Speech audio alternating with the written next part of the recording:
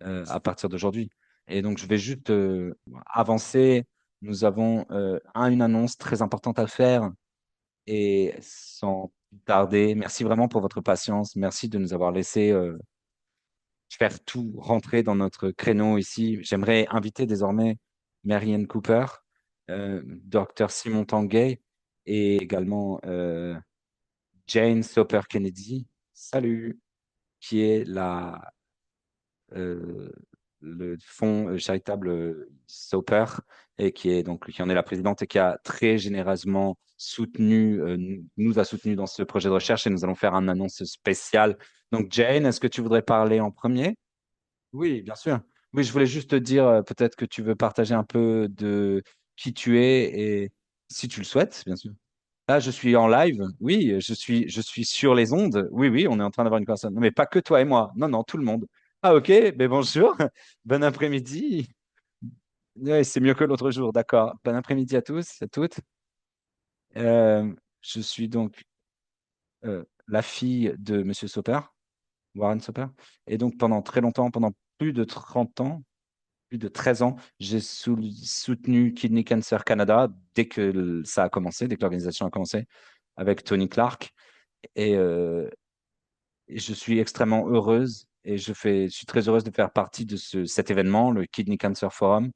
Et nous sommes je suis heureuse et honorée de pouvoir faire cette annonce et d'annoncer le gagnant de la récompense de cette année, ce que nous récompensons. C'est mon espoir et celui de mon père aussi de pouvoir créer une vraie différence dans le progrès pour diagnostiquer le cancer rénal, mais aussi surtout pour améliorer les conséquences des traitements et les résultats des traitements. Et donc, je suis très honoré de juste faire partie de ce processus. Merci. Nous sommes pleins de gratitude. Je sais que toi et Tony avez commencé, nous avez permis de nous lancer il y a des années, que vous avez eu une grosse influence dans Kidney Cancer Canada et juste la recherche canadienne sur le cancer rénal en général. Vous avez eu un impact énorme avec tous les gagnants donc, que vous avez soutenus et récompensés au fil des années. On ne pourra jamais vous remercier assez. Et donc maintenant, j'aimerais introduire le docteur Simon Tanguay. Également, docteur Tanguay, vous pouvez vous joindre à nous et je pense que vous allez faire une annonce donc de notre gagnant pour la bourse de la recherche de cancer rénal, le gagnant de cette année. Oui, bien sûr, c'est mon privilège. Tout d'abord, je voudrais remercier personnellement Madame Soper Kennedy pour ce soutien et et le fonds charitable Wine Soper pour le soutien continuel de cette récompense, de cette cérémonie de récompense, de cette bourse. Nous sommes extrêmement privilégiés d'avoir ce type d'award. C'est absolument énorme d'obtenir des données qui permettent à nos recherches en Canada d'être compétitives et d'être en compétition pour des bourses encore plus grosses qui sont tellement nécessaires si nous voulons faire avancer la recherche contre le cancer du rein. Et cela continue de soutenir, ce soutien est énorme pour notre communauté. Donc déjà, je voulais dire vraiment merci. Vous êtes vraiment les bienvenus. Merci.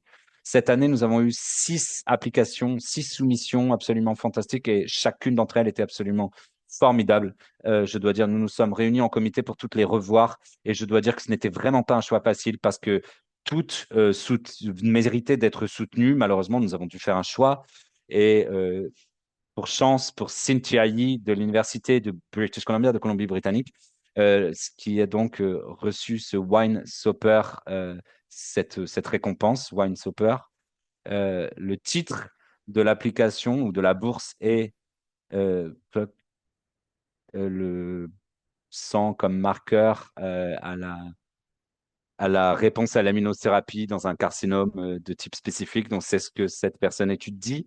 Je pense que c'est une étude extrêmement intéressante qui peut amener de nouvelles approches pour le traitement du cancer rénal. Et donc, Cynthia, vraiment félicitations pour cette récompense fantastique. Et je pense qu'on va vous donner la chance de décrire un petit peu ce que cette étude va représenter, de quoi elle va traiter. Félicitations, félicitations Cynthia. On vous souhaite tout le meilleur et beaucoup de chance pour tout cela.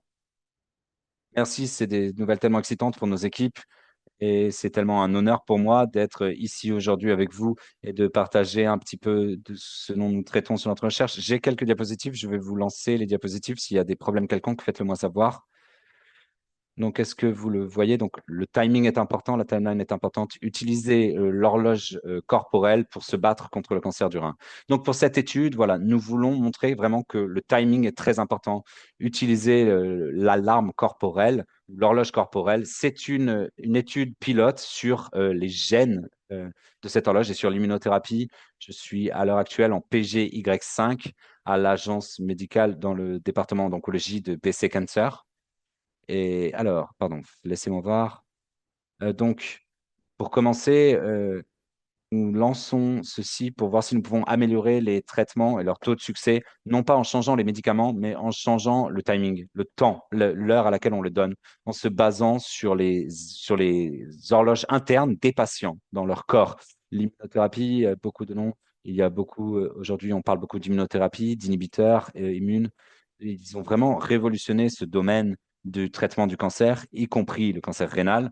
Et pensez à ceci comme un traitement, on relâche les freins sur le système immunitaire de votre propre corps. C'est les laisser partir et leur permettant de détruire les cellules cancéreuses. Ce sont des outils très puissants, mais malheureusement, ce ne la marche pas toujours pour tous les patients. Et donc, nous avons des difficultés à prédire qui va vraiment le mieux répondre à tout ceci. En inspectant les données, nous avons commencé à voir que les impacts du timing avaient un impact sur les résultats des traitements pour les gens qui avaient des maladies des poumons et qui suivaient des traitements d'immunothérapie le matin, il semblait que cela se passait mieux pour eux. Mais cela a été rendu compliqué par le fait que nous savons qu'il y a des gens qui font, par exemple, qui travaillent de nuit, il y a des gens qui voyagent énormément sur des fuseaux horaires différents, et il y a aussi les gens qui ont tendance à se sentir mieux viennent vers la clinique plus tôt. Donc, il y a beaucoup de facteurs qui sont corrélés et que nous devons découvrir. Notre corps a cette horloge qu'on connaît comme le rythme circadien, ce rythme de 24 heures qui nous dit quand dormir, quand manger et quand nous réveiller. Mais il nous dit aussi à notre système immunitaire quand être actif et quand se reposer. Tout cela peut être compliqué par des préférences personnelles, un travail à des heures différentes ou des fuseaux horaires différents, des déplacements.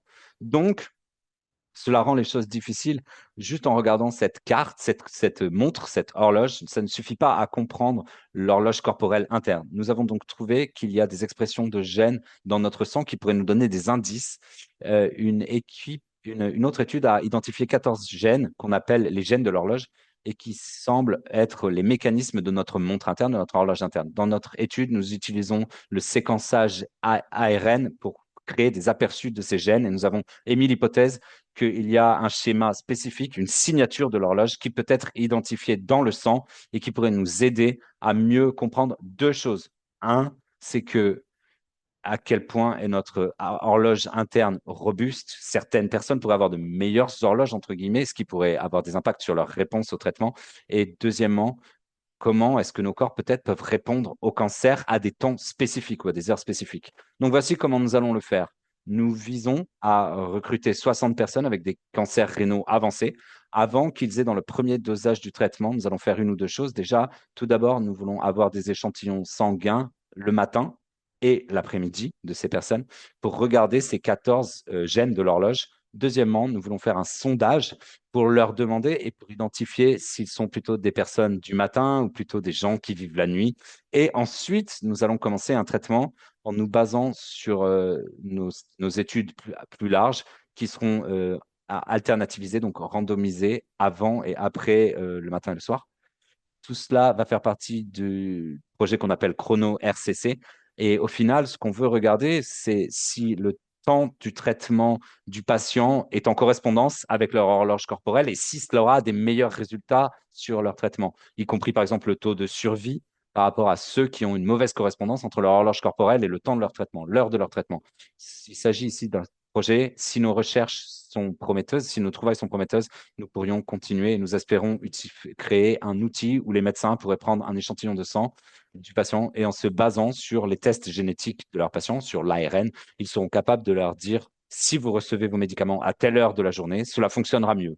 Nous voulons prouver ceci, que le timing du médicament est aussi important que le choix du médicament lui-même, des traitements, nous rapprochant un pas plus près de vraiment d'un traitement du cancer individualisé.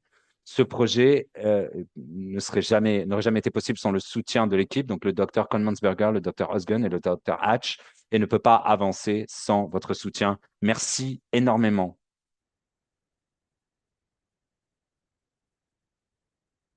Merci Cynthia, merci et merci d'avoir d'avoir mis ça en langage adapté à nos...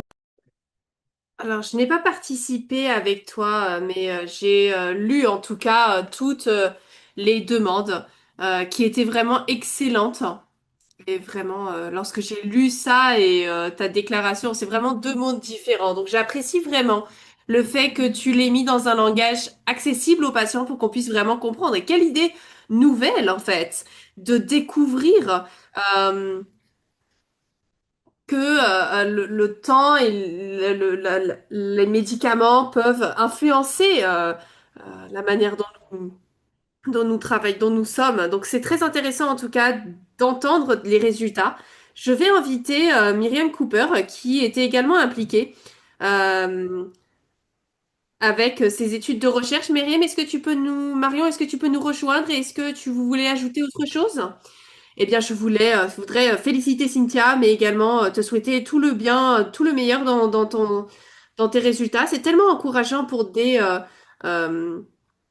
les patients et l'opportunité d'entendre cela, c'est vraiment excitant pour nous. Et bien sûr, Jane, ton soutien et ton engagement auprès de Cancer du Crin Canada sont vraiment remarquables. Nous sommes vraiment reconnaissants pour toi, pour la fondation, pour ce beau travail que nous voyons, qui a vraiment fait une différence dans le traitement. Euh, donc c'est vraiment, nos cœurs sont pleins parce que voilà, nous sommes vraiment reconnaissants. Alors Tanguay, merci pour ta direction pour notre organisation et d'avoir conduit les délibérations autour de la prise de décision et des récompenses également pour cette année. Nous apprécions vraiment ta direction. Aujourd'hui, ça a été à nouveau une très belle journée, tellement diverse, et la présentation et les conversations ont été vraiment fortes et enracinées dans l'expérience du patient, que ce soit par rapport au développement des outils euh, qui sont plus adaptés auprès des patients, de manière assez compréhensive, que ce soit être donc avoir des informations mises à jour sur le soin infirmier. euh, en pré-engagement sur le rôle que jouent les infirmières et bien sûr l'importance du rôle d'un urologue en termes de traitement du cancer du rein et de l'opération et à quel point nous avons pu évoluer avec beaucoup plus d'options que ce qu'on avait il y a 20 ans. Donc c'est vraiment rempli d'informations je veux vraiment te remercier pour ta direction, Christine. Tu as permis d'avoir une conversation aujourd'hui très accessible. Ta chaleur et ta capacité de te connecter avec les gens est vraiment spéciale. Et Cancer du Rein Canada est très reconnaissant de ta direction et en particulier de ta direction sur l'engagement auprès des patients et vraiment enraciner euh, et permettre aux personnes d'atteindre tant de personnes. D'avoir organisé ce forum également.